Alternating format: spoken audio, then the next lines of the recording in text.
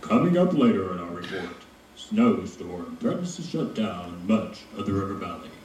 A house fire nearly claims the life of an elderly Pecola resident, and Santa receives help delivering some packages from some very special elves at Cameron Elementary School. These stories and more when your local news returns. Bad news, folks. Trains can't get in or out because of the storm. Plan on a long night. What? Now they expect the storm to clear within the next 12 hours. 12 hours? There has got to be some mistake. Right, tell them that golden man winter, man. No doubt about it, we're trapped. Can cars still get in and out?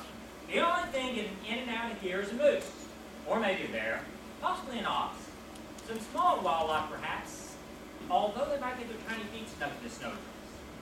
Birds can fly in and out as long as there isn't a strong wind. Otherwise, their fragile bodies just fall to the frozen ground. Tractors can definitely I get... believe you've answered my question. Thank you. Where are the phones? I need to get it for my kids. How old are they? 13 and 11. My husband, he left for a business trip about an hour ago. And we thought, by the time I get home, they can just be home for hours. Now they're going to be home alone for hours. They'll be okay. I left my littlest one alone in a funeral parlor one day.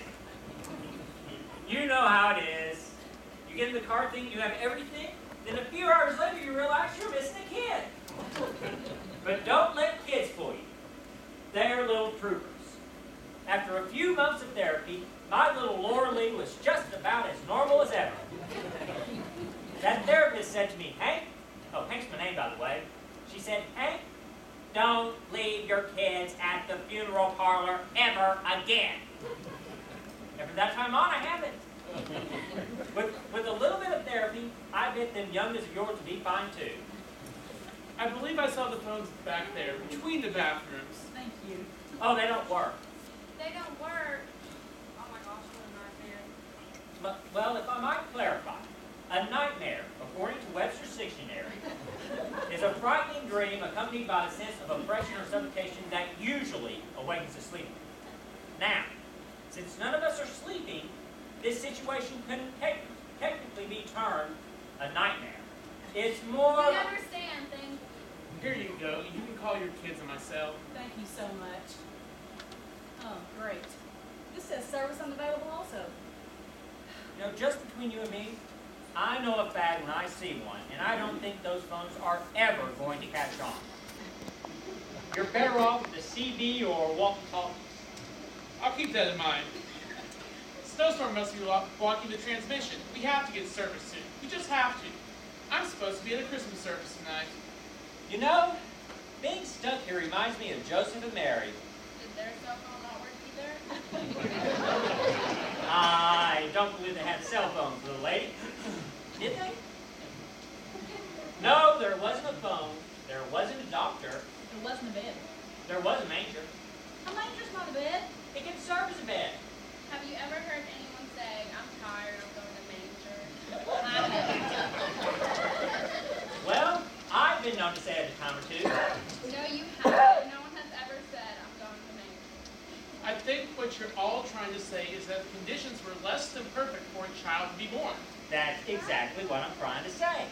But that little baby Jesus came into the world just like all them smart guys said he would in the Old Testament. What smart guy? You know, them real smart fellas who can tell all sorts of... Boy, what did they call themselves? Psychics, that's it. I believe they were called prophets. Prophets of doom, that's it. Prophets of God. Prophets of God, that's what I said. I've never gone into the whole prophet thing. Some guys thousands of years before Jesus was even born actually say he'll be born. It doesn't make any sense. How can they say when or where somebody will be born? In the Old Testament, God communicated to people directly through the prophets.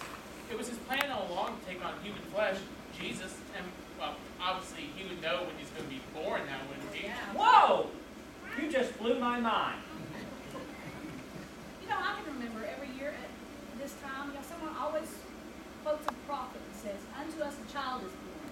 Isn't that right? I think Linus says it in Scripture. That's from the prophet Isaiah, the scripture, not Linus. For to us a child is born, to us a son is given, and the government will be on his shoulders, and he will be called Wonderful Counselor, Mighty God, Everlasting Father, Prince of Peace. You knew that whole thing by heart. Are you a pastor or something? I'm the narrator for this year's Christmas Eve service. I get a microphone and everything. So the prophets say, after a year, that he will be. That's just mind-boggling. That's just bizarre. God knew just when and how Jesus would be born and he would be there to celebrate it that night.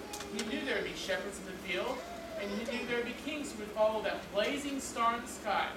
It's not a bizarre thing. It's a God thing.